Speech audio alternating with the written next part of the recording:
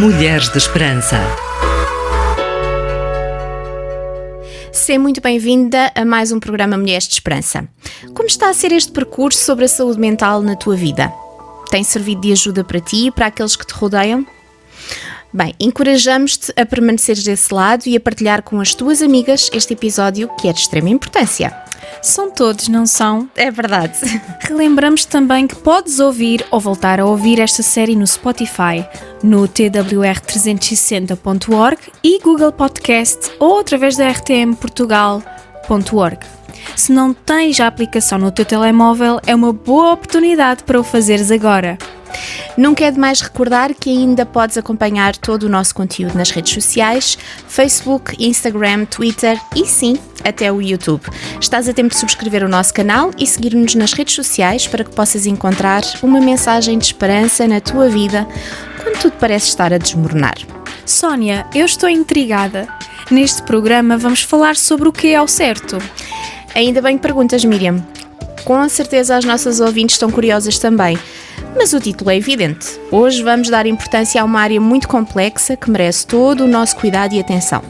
Vamos conversar sobre saúde mental das pessoas que portam algum tipo de deficiência. Fica desse lado e garantimos que vais aprender muito. Orar, ouvir, aprender, crescer e dar. RTM Mulheres de Esperança. Sónia, agora que falamos de deficiência, lembro-me que segundo a Organização Pan-Americana de Saúde, a saúde mental e a deficiência foi um efeito ignorado na pandemia. O Covid-19 gerou um risco extra para muitas pessoas com deficiência. Apesar do isolamento permitir proteger a sua saúde física, abriu a possibilidade de surgirem consequências negativas na sua saúde mental. Faz sentido, uma vez que o mesmo também aconteceu com quem não é portador de deficiência. Mas antes de avançarmos, eu vou contar um breve testemunho. Mário tinha 51 anos e era consultor independente numa empresa na criação de websites inclusivos. Hoje ele trabalha a partir de casa num pequeno escritório com 3 monitores e uma cadeira ergonómica. Antes da pandemia, deslocava-se todos os dias para o trabalho. Tinha uma rotina saudável e sentia que fazia parte de algo importante. No entanto, em março de 2020, a empresa tomou a decisão de transferi-lo para teletrabalho e foi aí que a sua vida mudou. Mário sofria de hipertensão e de paralisia na parte direita do corpo, entre outros problemas que, entretanto, surgiram e tornaram-no mais vulnerável. A falta da sua rotina, do sair de casa, de estar com os colegas de trabalho e da eventual diminuição das suas tarefas laborais piorou o seu estado mental também. Que triste história, Sónia. Sabias que, de acordo com as Nações Unidas, 15% da população mundial vive com deficiência? Ainda é uma grande quantia, sim. No entanto, não há dados globais ou nacionais a respeito do impacto da pandemia nesta população. Nesse sentido, a ONU decidiu agir e reiterou a necessidade de priorizar as necessidades das pessoas com deficiência, que incluem a sua saúde mental, para responder às desigualdades e ameaças que ainda perpetuam e perturbam este grupo. No caso do Mário, os seus problemas obrigaram-no a ir periodicamente ao hospital para ser medicado ou fazer consultas regulares para controlo. O isolamento e a solidão foram e são consequências da pandemia que trouxeram grandes dificuldades na saúde mental das pessoas com deficiência. Muitas vezes estas pessoas têm de lidar com desafios singulares e não propriamente confortáveis no cotidiano. Sempre houve estigmas e falta de acessibilidade a serviços básicos, esferas sociais e ou ambientais, sendo estas pessoas mais suscetíveis à deteriorização da saúde mental. Não há como não afetar. Este grupo poderá sentir-se, na maioria das vezes, incompreendido e posto de parte. O conceito de saúde mental vai muito mais além da ausência de doenças, como a depressão ou a ansiedade. Segundo a Organização Mundial de Saúde, saúde mental é um estado de bem-estar em que o indivíduo é capaz de aprimorar as suas habilidades, gerir o stress diário, ser produtivo e contribuir positivamente para a sociedade. Ou seja, por outras palavras, é um estado que possibilita o seu pleno funcionamento no dia-a-dia. O indivíduo com saúde mental consegue aproveitar os momentos bons e superar as grandes adversidades. Exatamente. Sónia, sabias que os adultos com deficiência sofrem mais angústia do que aqueles que não têm? Não podemos negar que a sociedade criou a ideia de que as pessoas com deficiência são um fardo para as suas famílias e para a sua comunidade.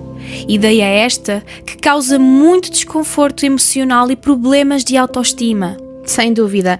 Nos últimos anos passámos a compreender que, além das estruturas e limitações do corpo, os fatores sociais e ambientais também estão ligados à deficiência. As dificuldades são o resultado das barreiras sociais que dificultam a sua inserção social. Tudo isso gera ansiedade, desânimo e baixa autoestima, que por sua vez também podem gerar sentimentos desagradáveis como culpa, apatia, raiva e desesperança. Para além da questão emocional, o portador de deficiência pode revelar dificuldades motoras e físicas nos cuidados pessoais, ações que nos são naturais, tais como tomar banho, vestir, dificuldades para se alimentar, entre outros. Nas tarefas domésticas, mobilidade em casa e na comunidade, atividades de lazer, como o exercício físico, viajar ou socializar com outras pessoas, entre outros. Cuidar de outras pessoas, relacionamentos de forma sexual e ou amorosa e até trabalhar, como foi o caso da história do Mário. Se tens algum caso perto de ti, de algum familiar ou de um amigo ou amiga, podes estar acostumada ou familiarizada com isto que acabei de falar. RTM Mulheres de Esperança. Conteúdo áudio, dicas de vida, motivos de oração e crescimento pessoal. Encontra esperança hoje. Bem-vinda de volta, querida amiga. Aqui nos encontramos para explorarmos mais um tema do teu interesse. Hoje estamos a falar sobre saúde mental em portadores de deficiência. Assunto este que ainda tem os seus estigmas. O nosso objetivo é, como sempre, destruir esses muros que nos separam e trazer uma mensagem de esperança e amor ao mundo. Nem mais, Sónia. Surgiram-me muitas perguntas no decorrer da nossa conversa. Como ajudar este grupo? Que tipo de conselhos dar às famílias? Acredito que lá em casa essas perguntas também surgiram. Lá em casa ou no carro. São perguntas legítimas que merecem a nossa atenção, Miriam. Antes de mais, gostaria muito de partilhar contigo um caso único que me inspira diariamente nesta área que estamos a abordar. A Mafalda Ribeiro, portuguesa e uma mulher de fé, estudou jornalismo, mas foi técnica de comunicação numa empresa de ambiente. Tem uma grande paixão pelas letras e convive com uma doença rara, congénita, osteogênese imperfeita, e desloca-se em cadeira de rodas desde sempre. É cronista, autora, interventiva na área da exclusão social e uma oradora exímia. Uma inspiração grande para mim e, com certeza, para muitas pessoas que portam algum tipo de deficiência. A Mafalda é o exemplo perfeito de como não deixar a limitação definir o tipo de vida que se quer viver e muito menos afetar a saúde mental. Se quiserem saber mais sobre o trabalho dela como voluntária em vários projetos de solidariedade social, vejam em sorrirsobrerodas.pt. Como vemos com o exemplo da Mafalda, pessoas com deficiência podem ter vidas ativas, significativas e, sobretudo, alegres. Elas possuem os mesmos direitos e acessos às oportunidades que o restante dos indivíduos. Ser capaz de participar ativamente da comunidade, nutrir relacionamentos saudáveis, ter acesso a um plano de saúde e, por fim, trabalhar e estudar da maneira desejada. Pais, familiares e amigos devem ter essa consciência. É evidente que as pessoas que portam deficiência possuem necessidades únicas, mas isso torna-as assim tão diferentes dos outros? Crenças negativas não ajudam este grupo a melhorar a sua saúde mental. Queremos dar alguns conselhos para os portadores de deficiência e para as famílias terem atenção a estas práticas cruciais. Primeiro, procura um psicólogo experiente. É importante fazer terapia quando sentimentos e pensamentos negativos começam a tornar-se uma constante. É aconselhável procurar um psicólogo com experiência em pacientes na mesma condição ou semelhante. Desta forma, conseguirás dialogar confortavelmente. Número 2. Pratica a autoaceitação. Não é uma tarefa fácil, mas é necessária no nosso dia-a-dia. Combate os pensamentos autodepreciativos que não te levam a lugar nenhum. Encontra formas de elevar o humor, Celebra as pequenas vitórias e conquistas, aceita os elogios e aprecia as tuas próprias qualidades e boas escolhas. 3. Procura grupos de afinidades.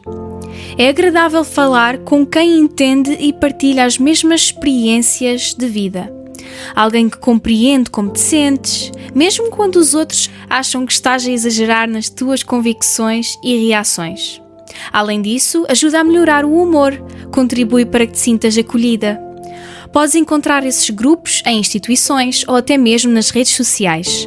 Esforça-te em fazeres parte de algo e a te conectares. Por fim, mas não menos importante, 4. Cuida da tua saúde emocional. Este é talvez um dos fatores mais importantes para o teu bem-estar na tua vida cotidiana. Praticar exercícios físicos, aqueles que achas que são possível praticar, dedicar-te a um hobby, trabalhar ou fazer voluntariado, fazer um curso, entre outros. Apenas não fiques parada. Dependendo da deficiência, o indivíduo pode apresentar algumas dificuldades em fazer algumas atividades, mas isso não significa que devas desistir e ficar de fora de tudo. É possível fazer adaptações. Pratica também o autoconhecimento. É uma forma de cuidar da saúde emocional. Basta fazeres perguntas a ti mesma sobre a tua maneira de agir, de pensar e desafia-te a refletir sobre os teus próprios comportamentos. À medida que te conheces, sabes à partida do que precisas para que te sintas bem contigo mesma. És capaz de definir objetivos para a tua vida e ainda começares por gostar de ti mesma do jeito que tu és. Sabes quem é que te ama exatamente como és? Jesus. Para Jesus, pessoas com deficiências eram apenas a oportunidade perfeita para o poder de Deus ser revelado.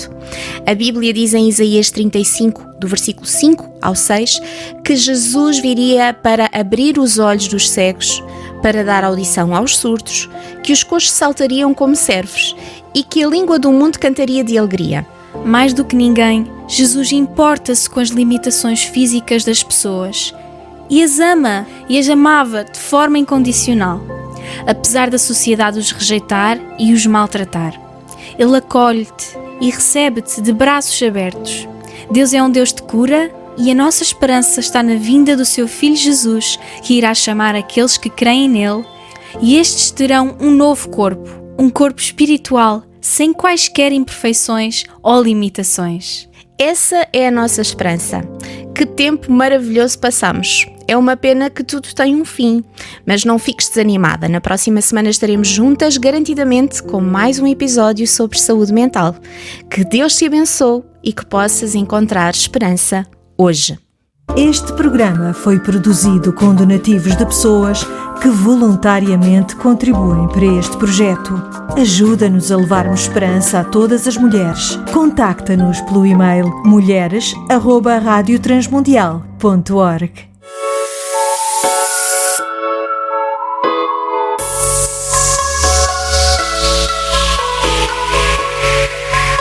Mulheres de Esperança. Uma produção RTM Portugal.